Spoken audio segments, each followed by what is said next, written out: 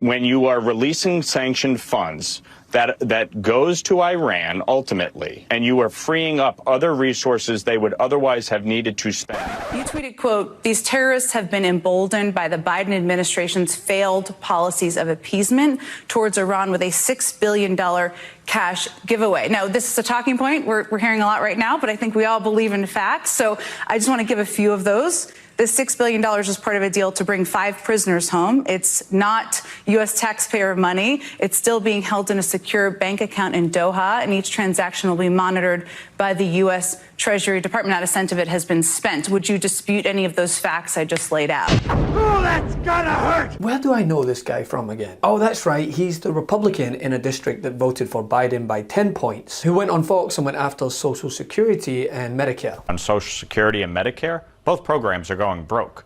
So long term, we're going to have to deal with those two programs. We're going to have a man who just last week voted for 30% cuts to Head Start, which would have caused 290,000 children to lose access, only to show up for a quick photo op. Yeah, I've got a bone to pick with you, mate. The bottom line is money is fungible, and you are freeing up other resources they would otherwise have needed to spend. As tragedy unfolds between Israel and Palestine, it took Republicans a matter of seconds before blaming Biden for the conflict. You know what I'm talking about, the same people who blame Democrats for politicizing mass shootings in the US, who nearly broke their ankles sprinting to falsely accuse the administration of funding terrorists. The White House has pushed back, as we've reported, on suggestions by Republican presidential candidates that the recent hostage deal that involved the release of $6 billion contributed to the Hamas attack. The $6 billion is still currently held in a Qatari bank account. And across the hellscape that is the new Twitter under Elon Musk, countless Republicans reiterated this lie. $6 billion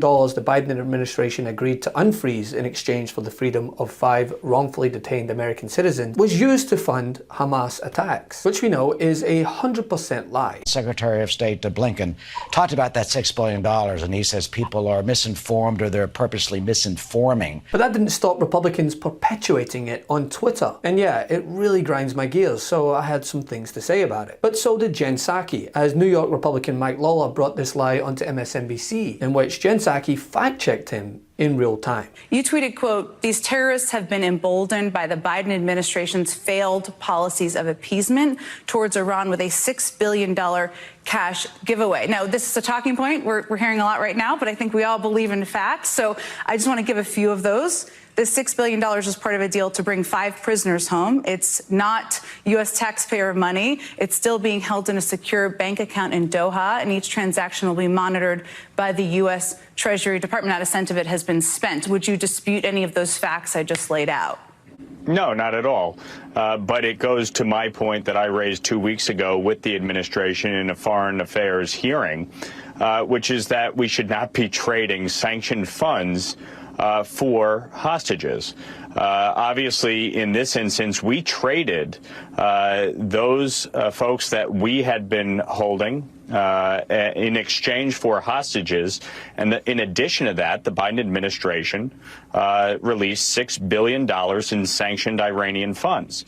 The problem is, Jen, when you do that, money is fungible. And so Iran is able to shift other resources that it otherwise would not have been able to do to help fund terrorism. They are the greatest, with all due respect, Jen, I'm going to stop you right there, Congressman, because what you just stated is inaccurate. The funding, Congressman, the funding does not go to Iranian hands. It goes to approved third-party vendors who provide humanitarian support. I did want to ask you, though, Congressman, because the Trump administration also... with all due respect, Jen, with all due respect, you're not listening to what I just said.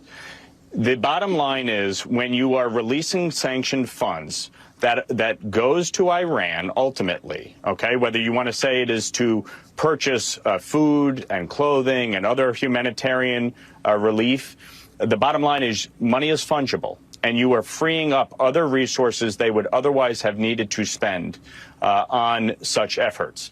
And they are the greatest state sponsor of terrorism, period.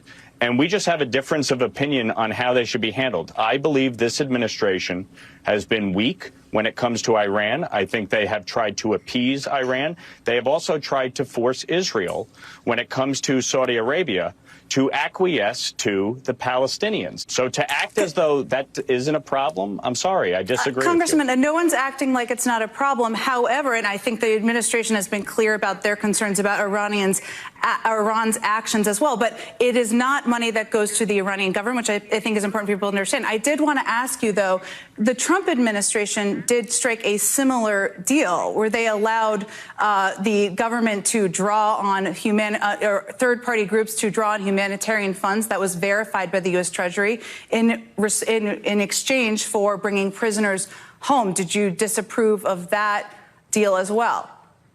Obviously, we want to bring hostages home, and oftentimes what we have done and what the Trump administration did do was exchange hostages that Iran was holding in exchange for terrorists that we had.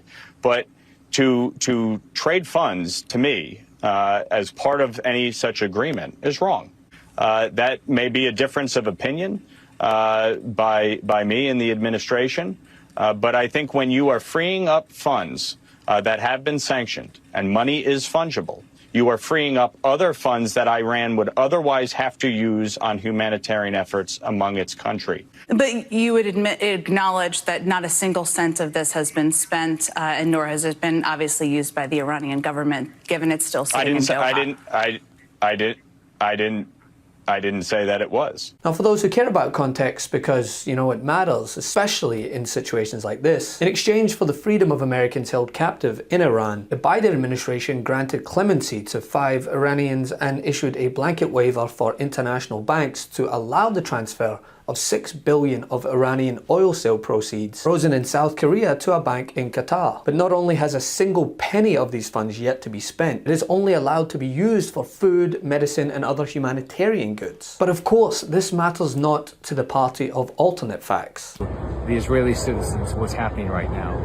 America, the Biden administration, has got to start standing up for Israel. It's despicable what the Biden administration did by giving $6 billion to Iran, and now look what's happening with Hamas. Hundreds of Israelis have lost their lives. What is the source of this terrorism? And the source is Iran. Iran is funding Hamas. Iran is funding Hezbollah, who may be getting into this fight. That has been made possible by the Biden administration loosening sanctions. Iran's made much more on oil revenue under the Biden administration, and then this more recent $6 billion. They claw and scrape at every opportunity to demonize the current administration, but what makes this even more vulgar is they know that this isn't true. You just can't help but exploit tragedy to try and clamber for political points, because their frontrunners drowning in 91 indictments. It's disgusting, but no less par for the course. And please, for any journalists paying attention as they interview Republicans on the ongoing conflict, this is how you push back. Do you dispute any of those facts I just laid out? Hey Meidas Mighty, love this report? Continue the conversation by following us on Instagram @MeidasTouch to keep up with the most important news of the day. What are you waiting for? Follow us now.